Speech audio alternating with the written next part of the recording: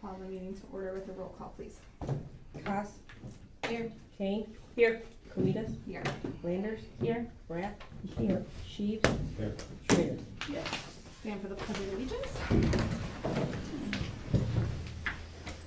I pledge allegiance to the flag of the United States of America and to the republic for which it stands, one nation, under God, indivisible, with liberty and justice for all. We have a motion to approve our regular meeting agenda, please. Motion to approve the regular meeting agenda as is. A second. Second. Sarah seconds, roll call, please. Kane. Yes. Komitas. Yes. Landers. Yes. Rapp. Yes. Sheaves. Yes. Schrader. Yes. Lacoste. Yes. We have no visitors or public comment. We don't have any emails or anything. Okay. We're gonna have a motion for consent agenda, but prior to doing that, if we could please have, item 5.5 removed from that, and it will be, that item will be separate and moved to, after our executive session.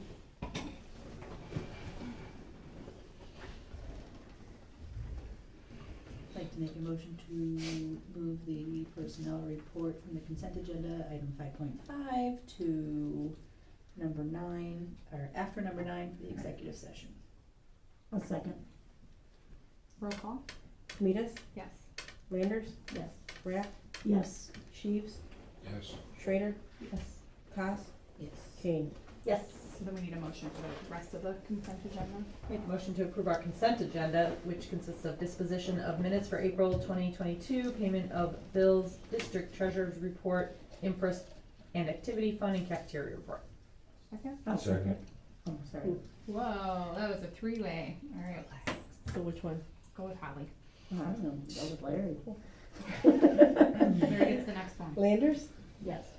Rapp. I just Yes. don't ever do it. Sheaves. You're up. Yes. Schrader. Yes. Haas. Yes. Kane. Yes. Komitas. Yes. We have FOIA requests. No, ma'am. All right, moving to superintendent report. Yeah, so a couple other pieces that I wanted to touch on.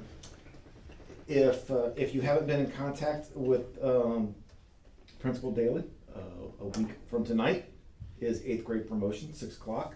And so if you're available, please make every effort to participate. It is our defining culminating event as we pass the torch to the high school. And so as she reached out, we're going to need to make sure that she's talked to everybody individually to see if Has anybody told her you're not, or you are not coming? No? Is everybody able to come? What time is it? 6 o'clock. I'll have to look. Okay. Can you guys just do her a favor and send her an email and let her know if you're a yes or you're a no? Somebody's gotta watch those children again. Put them in the stands. Give them money and leave them at the concession stand. Buy them a bag of popcorn, There send you them go. down. All good. 30 seconds, that's all Alright. that'll work. All So good. everybody will contact, Yep. and let her know. Yep, Okay. much appreciated. Gosh, Had just that work. a pretty exciting meeting yesterday. I've never seen. Exciting in a good sense. Let me clarify. So we had a district technology committee meeting. We're actually splitting off into 2 separate work groups. Katie March has volunteered to lead the 1-to-1 work group.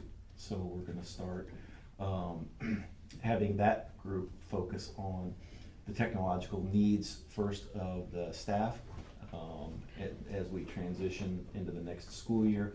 You know, one of the things that I've said a couple times is we've been super busy this year.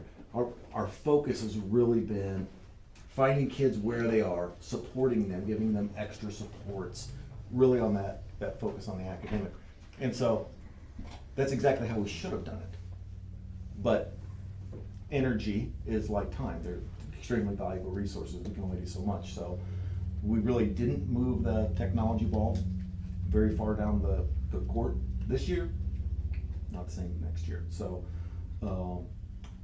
we're gonna have a work group of 1-to-1 that will mainly initially be focused at Northbrook, and so we'll develop, you know, not only what professional development hardware needs, that our staff has, but then develop timelines on how to, roll that out and what that looks like.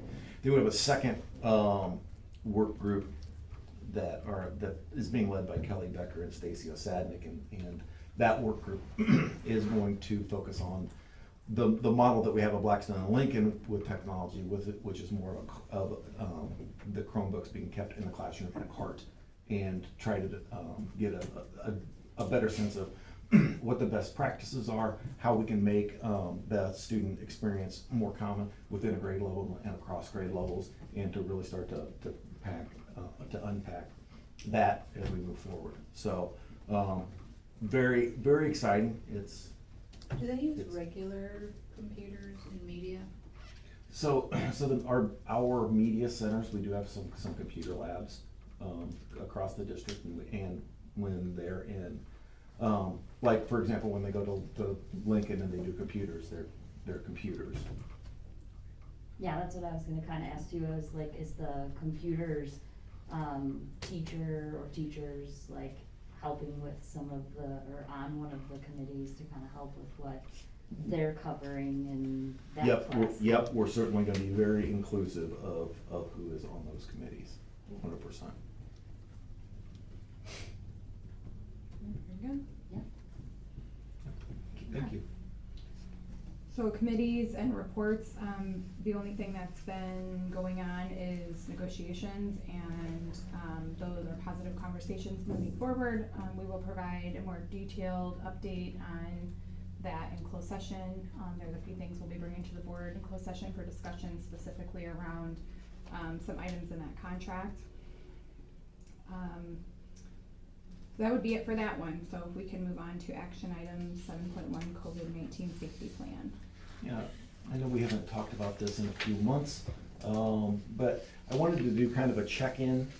And so, in working with the nurses, I wanted to see, you know, are there significant things or significant procedures or processes that over time we've started doing or stopped doing that are outlined in a plan that we say we're doing, but we're really not. And so just to kind of make that a more current document. In the majority of cases where we have changed our procedure, they've been a reflection of what has been kind of handed down to us from the health department, and the way the original document was written, it allows for that flexibility. So it says that we key off of what the recommendation of the health department is, and so we're continuing to follow those. The one place where we are in direct conflict with the plan that was adopted in February is with respect to masking on days 6 through 10. We strongly recommend, when we talk to parents, if somebody's coming back from an infection, we strongly recommend that they mask on those days 6 through 10. And quite frankly, we've had 95+% of students and staff comply with that. But again, we're not requiring that, and so we need to make that that edit to be reflective of what we're actually doing. May I ask a question? So, like, I guess if we have this plan or whatever, and we're already started deflecting from what the plan is prior to making the change in the wording or whatever, is there I guess where's the line there? I don't know, it feels like you're saying we're already moved away from requiring it, so, but now we're just changing the wording. I don't know. Right, and so I guess in all fairness, you know, the immediacy could have been, okay, we're gonna have a special meeting, we're gonna, you know, get everybody together, you know, to do this one thing. You know, fair, we could have done that, but, you know. My concern around this one, and it was a sticky spot for all schools, is the privacy of the students, because in order to enforce it once masks became optional, everyone that you're asking to sort of police the mask of the student in days 6 through 10 to make sure that they're wearing a mask would have to know that that student was positive, when they were positive, and how long they're required to wear the mask for. And we've done a really good job of trying to protect students and not have that be like broadcast, whether they were a close contact, whether they were sick, whether they had COVID, whatever they had. So I think it became a practical issue for a lot of schools too, because initially it was easy to, everyone had to. Once it became optional, telling a kid they had to put it on meant every adult needed to know why that student had to have a mask on and for what days. I think that was probably, in practical sense, I think that's, it looked good on paper, and until schools started doing it, it became, okay, so now if we're gonna tell the bus driver, the cafeteria worker, the playground supervisor, everybody around, now everyone is gonna have to know this child's COVID positive status. We also no longer technically have the authority to enforce that, correct? It's a gray area. Yeah, it's iffy because the state never heard it again because they thought it was all moot point once governor stopped the mandate. Yeah, it would be a hard one to do. I agree with you. I think it'd be nice. I think it's just one of those ones where it wasn't like we said, I don't know, we're gonna take hand sanitizer out of all the rooms and all the places. Like, that's one where that would be, I would think, a board decision for sure, where there's like an actual change. But that one I think is unique because it wasn't really feasible from day one. I mean, I guess the way I see it is I just feel like, as a parent, I would have liked to know that that's no longer being enforced, that like potentially kids, you know, were coming back and maybe still on day 6, still possibly infectious, or I don't know. So I think that, if I'm correct me if I'm wrong, Yeah. Sarah, it's not so much that item that it was changed, it's that something was changed and we're approving it now versus more in real time. Yeah, like, So we like also I don't feel need like to we approve didn't it? know as parents that this was already changed, and we just, So I like, we think- have this for a reason, you know? Right, and I think that's what Brad was getting at, is that the plan was built in a way that says we follow, what the health department's doing, we follow what the high school's doing. The plan wasn't set up so that every time the nurses make a change, the board has to come back and pass the action item. The plan was set up in a way that allowed for there to be flexibility as direction changed. So, if tomorrow there was no longer reporting of COVID, cause the state said no one has to tell you if they have COVID anymore, the health department says, nope, don't take reports of that anymore. We as a Right. board don't come back together again and decide that there's no longer reporting, like it Yeah, has and to that be. makes sense, Yeah. cause that's coming from somewhere, but I just don't feel like this was coming from anywhere, and our plan doesn't say we're following what the high school does. I think it does doesn't it? It references the high school, maybe just on the Just with respect to transportation, buses. so we Just couldn't have with respect enforced to it on the buses, according to our Correct, plan, no matter yes. what, yeah. So what do we talk, it's hard to hear, some of what's being said. Part of the problem, which is mask to me, but anyway, what are we talking about here? Day 6 through 10 post a COVID infection. So initially when someone had COVID, they were out 10 days, then it was moved to 5 days. Right, But days 6 through 10, they should wear a mask when they return to the school setting. they're encouraged to, but they don't have to, right? Right, so that's a gray area. So when we wrote our plan, it was a must in the state language still. But then post our plan, what happened was all that legislation that was hanging out there for that court case that was passed in Southern Illinois, that was being heard by a higher court, but then the court ended up saying this whole thing is null and void because the state of Illinois removed the mask mandate statewide. So it's one of those areas where it was like, the state said you should, but the state also says you should do what is practical. I think what Sarah's saying is not necessarily that we should or we shouldn't, just that it would be nice for a parent to know that that change was there. So I think that is a key point. We could tell parents, I guess anytime that there's a significant change in protocol, I think it's gonna get harder and harder because schools seem to be one of the only industries left really doing this level of management of COVID. So it's gonna be harder and harder the further we get from the mandates, but anytime there's change, just giving the parents a notification of the Or even change. just an update on our website maybe Yes. of the notification. I mean, we don't even have to push it out, but it's a, Cause it's It's not been posted. necessarily like Right. needing an all call or anything like that, it's just, So when Right. did we stop as a district? Well, there really was no way to effectively ever guarantee that a student would be wearing a mask at all times on day 6 through 10. How would you do that? Short of having like a big broadcast sign that says, Jimmy This has kid's got COVID, COVID. until this day, every time you see him, he has to wear a mask. But yet, we are also supposed to, according to the state plan, only the person that needs to know, like the nurse would need to know, or someone would need to know that they're out on, a leave, whether that's strep throat, close contact, the flu, whatever, but we're not supposed to necessarily know that they have COVID. So it became a real gray area for HIPAA, because short of telling whoever has door duty, whoever has recess duty, who the art teacher, the music teacher, the supervisor in the cafeteria, there was really no way for a school to accurately ensure that a student would wear a mask at all times the way it was initially written. We did say we would update that online whenever these changes happen, so. Yeah, I think it definitely needs to be, we So can we don't, reflect it. we haven't, made the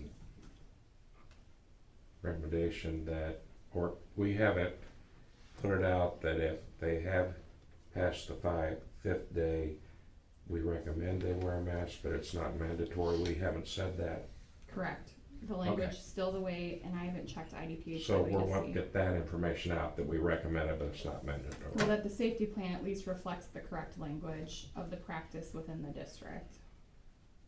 And that those try to be aligned as closely as possible, whenever possible. In fact, I actually don't even feel like this would require an amendment, like an action plan of the board, because our plan was built allowing for, changes to be made as, directed either by the health department, by practical practices, by, state or local mandate. Well, we can definitely make that change online and communicate that out to parents then. I don't wanna make that unilateral decision, but I feel like if we set ourselves up where every time they amend anything that they're doing to align with current practice, that we come back as an action item, cause that's setting us up that every time. no, right. No, but we did say we would update our Mhm. plan every time there was a change, so I guess maybe moving forward, Yep, we can certainly. just do that. We'll take care of that tomorrow. And that can be a rolling thing, I think every time that there's something different, I know that the state adjusted, symptom list again, Yep. too. So like, if you have to update the symptom list, just like keep that, so it's updated and update the date on the front, so parents know at any point in time, this is the most recent. Yeah, no, we appreciate that direction for Addition. sure. Take Okay. care of that. So everyone's cool with it not being a action item specifically? Sarah, yeah, Holly, good? Yeah, okay. The next one is IESA membership. This is, we retain this for one of our sports, that's track and field, and the thought behind that historically, for those of you new to the board, has been that that's a sport in which individual attainment could be made and go up, as opposed to team. I think it was just a cost and feasibility situation, as far as our teams have gone in the past with not having them all in the IESA. But tracking being unique, that athletes are competing on an individual level, was why that decision was initially made. Yeah, and there's also, we have several sports that actually compete in this area at different times of the year than the actual IESA seasons are. And so, it does get problematic, but, we've traditionally stayed in track and field, and we have, two going to state tomorrow, two boys, so very exciting. It's gonna be a great weekend. Unless there's any discussion on that one. I make motion to approve the IESA membership for track and field. I'll second. Roll call? Rapp, Yes. Sheaves, Yes. Schrader, Yes. Cost. Yes. Kane, Yes. Comitas, Yes. Landers. Yes. Alright, next item is the tentative revised 22 budget. So, we've obviously had, just the first HVAC payment of $1 million alone is enough to wreck your budget, right? And so, we've had quite a few things come up to the point where we do need to amend and file an amended budget at the end of the year. And so, you've got a copy of the budget signed. And I believe originally we were looking at having a deficit budget in the 600,000 neighborhood, and now we're at about half that. We're about 300,000. So, not great, but not nearly as bad as it could have been. And again, in the process, we'll do a tentative this month, and then next month we'll do the final adoption. Do you feel like, after this initial amendment, we'll be more realistic about what the reality of fiscal year 22 is?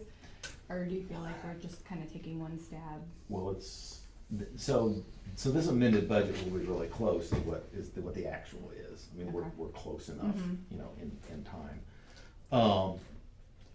Next year's initial budget, I think is going to be way more difficult than usual because we have federal grant monies across fiscal years, that are really gonna kind of play havoc. And then, the pandemic continues to play havoc with our revenues, some, coming out better than we had anticipated, and some, coming out worse. And so, I think next year's gonna be pretty difficult. I think it'll be a year or two before we really get back into the swing of things.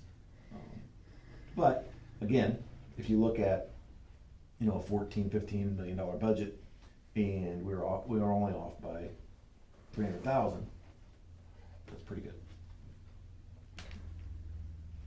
Does anyone have questions about, other questions about that budget change?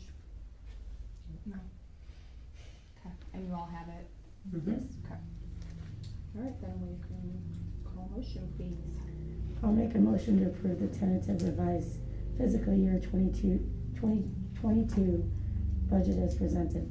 In a second, Second. and a second, roll call please. Sheaves, Yes. Schrader, Yes. Cost. Yep. Kane. Yep. Comitas, Yes. Landers, Yes. Rack. Yes. Blacktop repairs. So, we received multiple, quotes, and so this is basically the work that we really wanted to do last summer. But I didn't just wanna jump in and spend $100,000 and not be sure that our processes were tight on getting competitive numbers. And so, this time we did, we have one of the outstanding pieces that needs done, which is that north drive at Blackstone, that if you're in a small car and hit that first pothole just wrong, you might not come out the other side. So, we haven't been able to secure a quote that's under 50,000, so we'll probably have to go through a formal bid process, but we still have every intention of getting that done. But if we could get an approval of the low quotes of everything but that one piece, then we can move forward on the first section of work.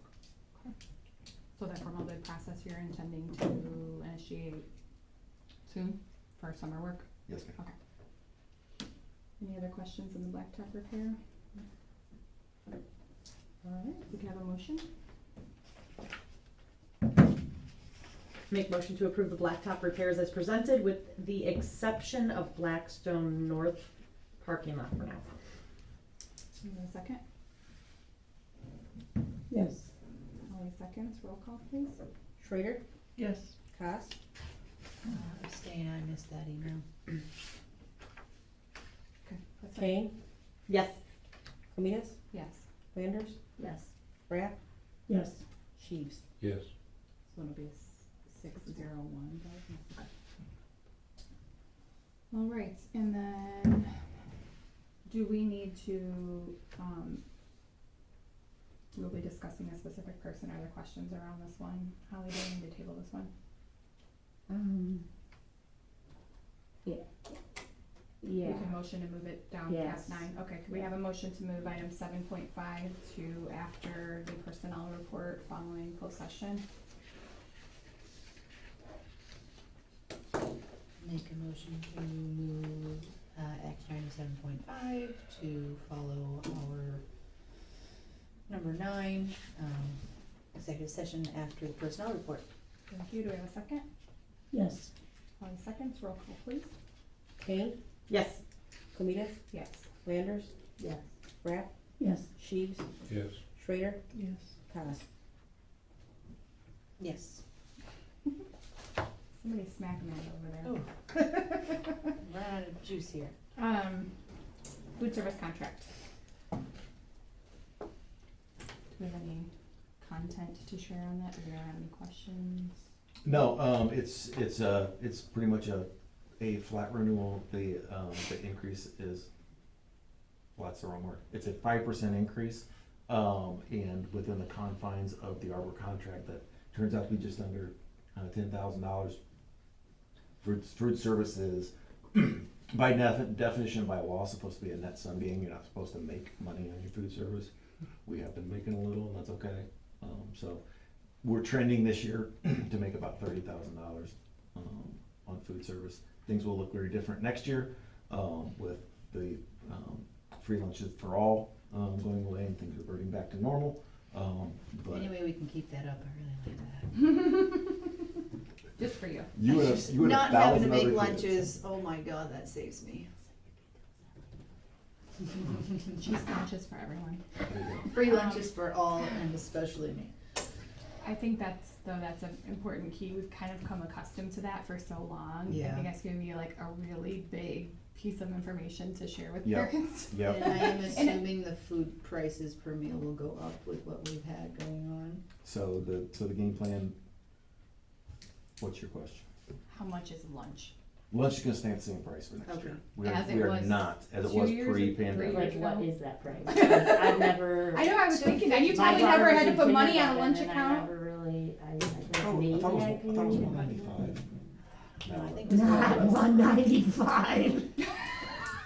I I don't was like, what know. world are I you can living look it in? up. for you. Yeah. I'm So scared. I think it's important to give the price, the how to put money on your account, because I'm not sure that Right. there's parents that have ever Right. done that before. How much What milk happens is? if you don't, How like, much milk is, cause right, how individual much milk. milk is, all that kind of stuff, so. Or also, I mean, even in an effort to help parents keep costs down, I know 2 years ago is probably lowering the price in reality, but if you can keep it at a flat dollar rate of $2, I don't know where the prices come from, but, you know, I know a parent, if you have more than 2 kids, that's a payment Right. a month. I mean, it is a hard one to hit for some, so. And then is there, I can't remember now that I've got a high schooler, is there a la carte option here at lunch? Like, can they buy something other than the hot lunch? I think they have a. Yeah. There's a few other options Yeah. here. Yeah. There's more options at Northbrook. There's a few at Lincoln. Okay. I know it's been a big thing with Arbor, trying to bring in some more options Mm-hmm.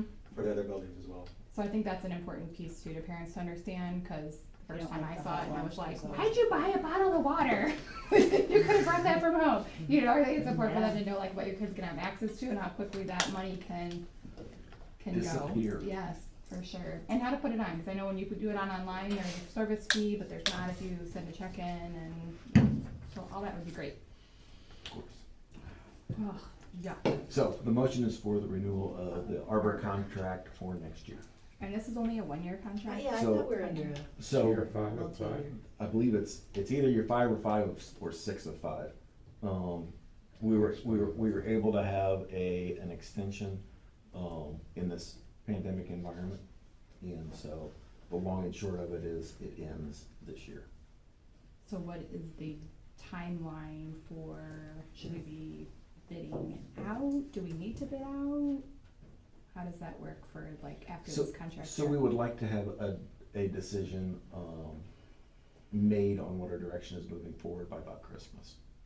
So, Okay. and I think I've already shared with you in my thoughts, what my thoughts are. And we can discuss those in private at a later date if you would like that. So this gets us through till then and we'll pick that discussion up in about 6 months. Mm-hmm. Okay. All right, so if there's no other questions, could we have a motion for the food service contract? I'll make a motion to approve the food service contract for 2022-2023 as presented. Second. Okay, from Kristen, roll call please. Cost? Yep. Kane? Yeah. Komitas? Yes. Landers? Yes. Rapp? Yes, Sheaves? Yes. Schrader? Yes. District security cameras, Oh boy, where to start? we're gonna start passing the offering plate around. So, we went through the formal RFP process, and I thought it was gonna be fairly expensive. Really wanted to, for budgetary purposes, they get it in under 100,000. The cheapest quote that we got was 137,000. And we had several quotes, we had good competition for it. We had one that was over 300,000. And so, after contemplating whether or not I should go into the camera business,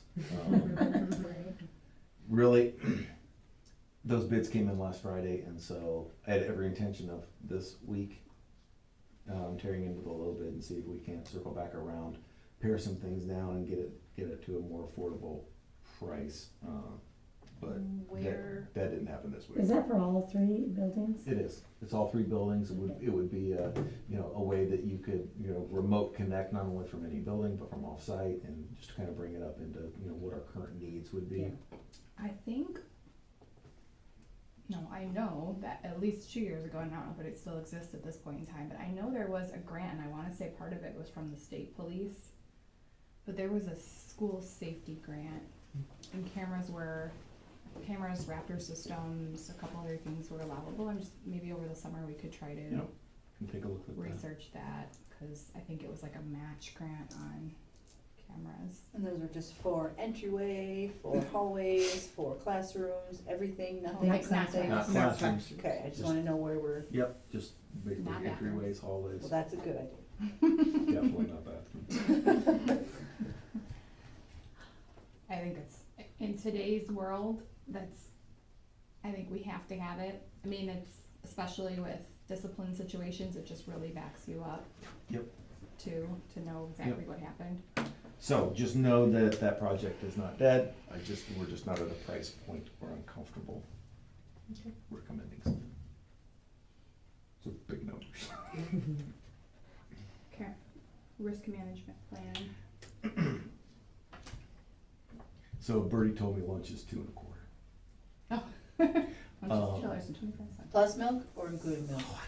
It usually includes milk. Well, I mean, I remember it being somewhere for like 50 cents on the side, or 40 cents maybe, so it's just I couldn't think remember. the if meal we had includes it or the milk. They have I to, think they so. have to give They you Yeah, I that, think so. Okay. because it's all part of the health. not. Okay. Jerry, is this a sign? So I did that to myself. Right. So a risk management plan. So this is just an internal bookkeeping mechanism. And so what it does is it allows you to take revenue that you get into your tort immunity fund and pay salaries. You can't normally do that, but it's a very common and viable tool in order to help even out your costs, to smooth things out, and to give the central office some flexibility on how they go about budgeting and planning and paying for things. And so, Where does it normally go? so let me give you a for instance. Right now, Principal Lawrence, his salary comes out of the education fund. Makes sense, he's the building principal. Okay. The tort immunity fund is set up to keep everybody safe, to keep you out of lawsuits, it's tort immunity, right? Well, you could very easily and clearly argue that Principal Lawrence, being the one in charge of discipline in the school and making sure that everybody behaves on the playground, that he spends 10% of his time keeping everybody safe. And so then you can shift 10% of the salary to tort immunity, and it's just a mechanism on how to balance things out and pay for things. But do we need that for anything else? Why are we talking about putting it towards salaries? So As an example. Tort's yeah, there kind was- of yeah, a the- weird one, yeah. that doesn't have a lot of use. Okay. Yeah, so it's like, That could go straight towards this $100,000 in security, I would think. No, it's got weird. Yeah, Says it- safety. yeah, I don't know that we couldn't pay for cameras out of tort, you can pay for sidewalk replacements out of tort immunities. Like Teresa said, For it's kind handicap of an assessments. odd, Potholes. Hmm? it's more than a pothole, it's more of a new name for that. The north sidewalks at Lincoln? Yeah, like the sidewalk We conversation did- we're having at Lincoln. And we did use some tort money when we pulled that, remember the brick project? That came Okay. from Tor?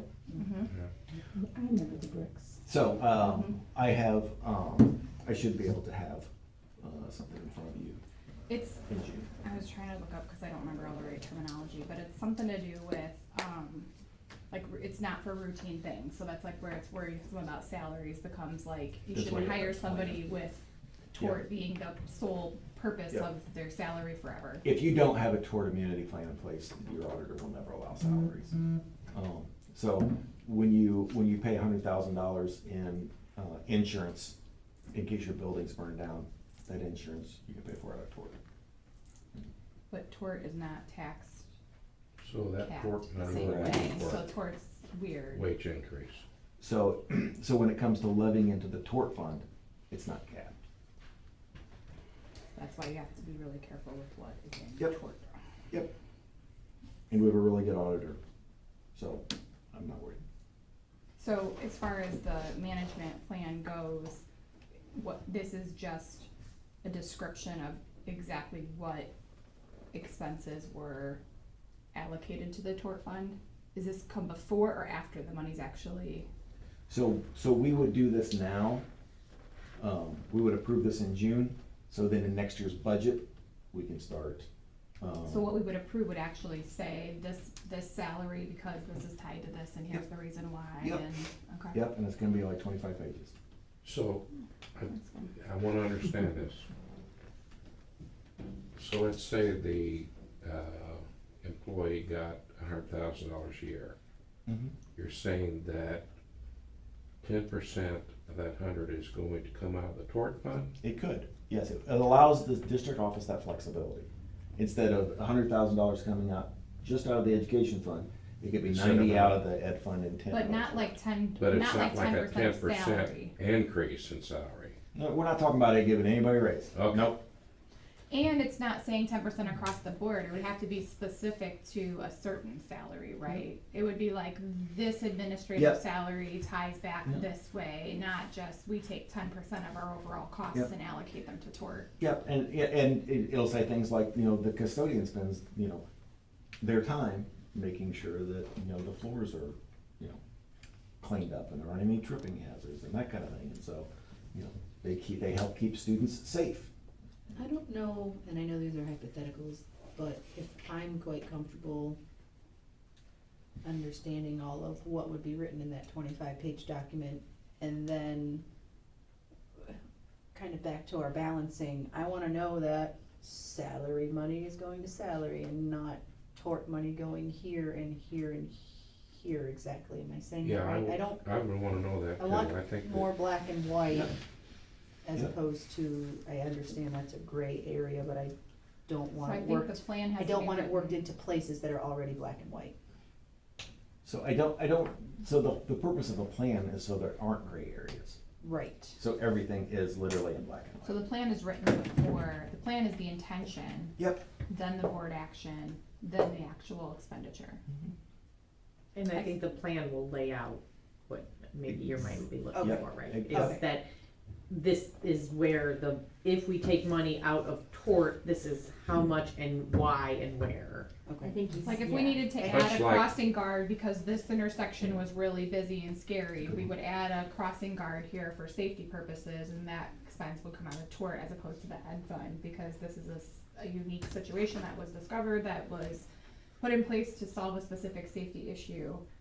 I Not guess- just the librarian at this building. Right, I guess to me, Yeah. this should almost be left alone until the end if you need it, almost like a savings for those things that come up, as opposed to allotting for it. So the before hard they part happen? is, the hardest part with school finance is that essentially every dollar that comes in is already chopped up into its pieces of where it goes, right? Mhm. And a lot of times, the allocation of where the pieces go don't always align with where the expenses fell, especially in a world of COVID, right? Right, we So- done a lot with that. This allows some level of flexibility for you to have this sort of catch-all fund, for lack of a better word, that for things that if we decided that cameras was important, or we changed the vestibule to allow for a secure entrance, or we hire a crossing guard, or we do some of these things that are specific, I think those expenses could be allocated there. If I'm hearing you correctly, what you're saying is you don't wanna give the authority, for lack of a better word, to say, if you overspend in any other category, this will just catch it, right? Like, Sort of. yeah, like we don't want to intend to overspend here, Right. knowing we have this over here, but rather, tort is very specific to certain expenses, which we have plenty of, which we can't allocate for in another section of that dollar bill, so. And it's all within the confines of an approved budget. So does a new risk plan get evaluated and approved each year, just like the budget? No, once you put your risk management plan in place, it's good until you decide to make changes. So why to it. would we have not had one previously? So you don't have one in place unless you utilize your tour immunity fund. And historically, we have not.